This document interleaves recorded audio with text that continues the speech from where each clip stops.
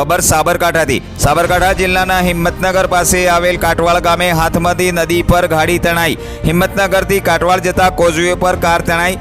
કારમાં સવાર 2 લોકો જીવના જોખમે કાર કોઝવે પરથી લઈ પસાર થતા હતા। તે દરમિયાન ધસમસતા પ્રવાહમાં કાર તણાઈ। સ્થાનિક ફાયર બ્રિગેડને ફોન કરતા ઘટના સ્થળે પહોંચી બચાવ કામગીરી હાથ ધરવામાં આવી હતી। ત્યારે ઘટનાની જાણ થતાં લોકો ટોળે ટોળા ઉમટ્યા હતા।